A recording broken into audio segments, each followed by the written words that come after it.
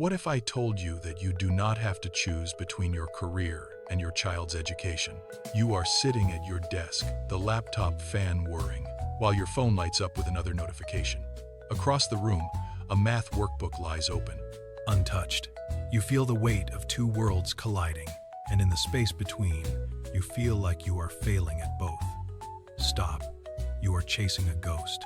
The Instagram perfect schedule is a lie designed to make you feel inadequate. It is a myth that crumbles the moment a deadline moves or a child needs attention. You are not failing because your life is messy.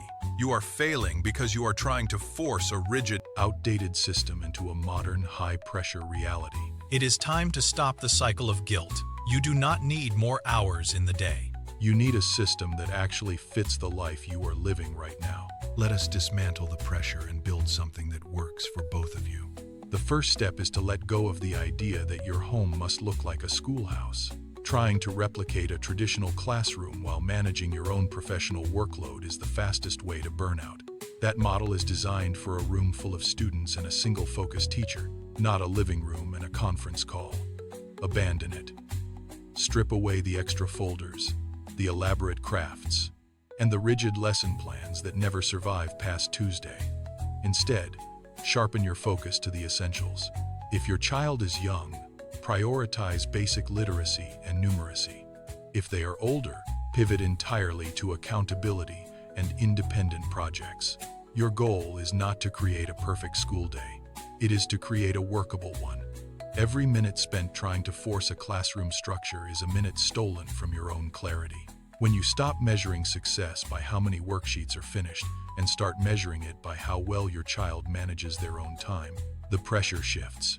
You are not a school administrator. You are a mentor building a system that allows both of you to function.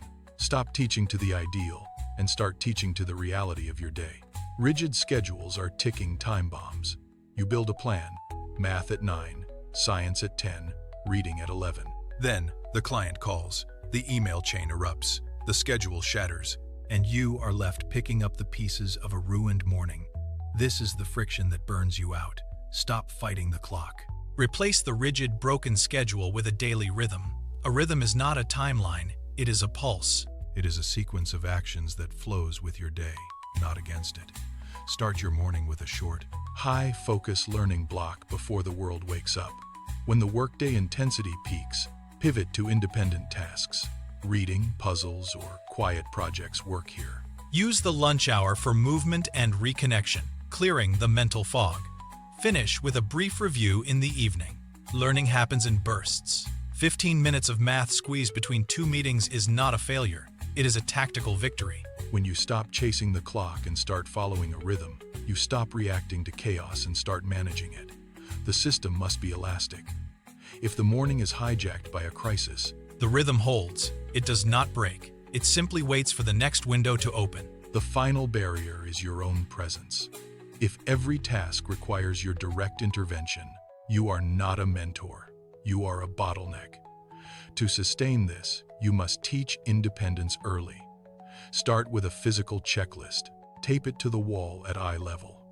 If a task is on the list, it is the child's responsibility to initiate it. Pair this with a visual timer. Set it for 20 minutes. When the dial disappears, the task ends. No negotiation, no interruption. Show them exactly how to move from one completed block to the next without waiting for your signal. This is not just about keeping them busy.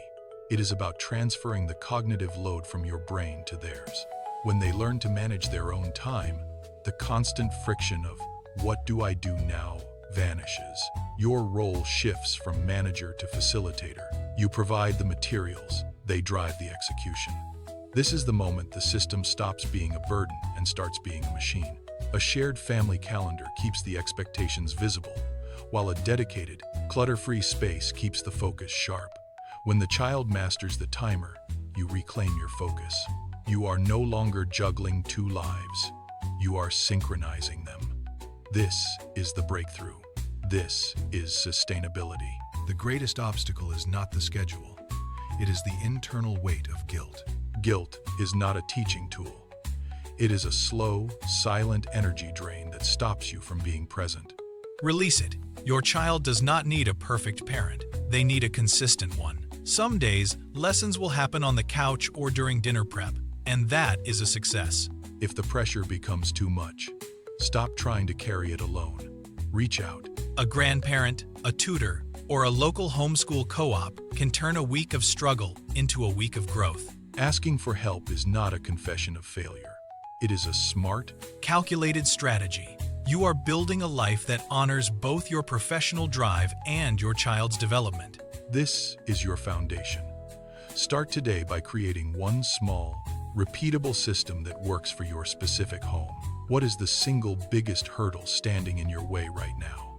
Leave a note in the comments. Let us break it down and tackle it together. You have the tools. You have the rhythm. Now, go execute.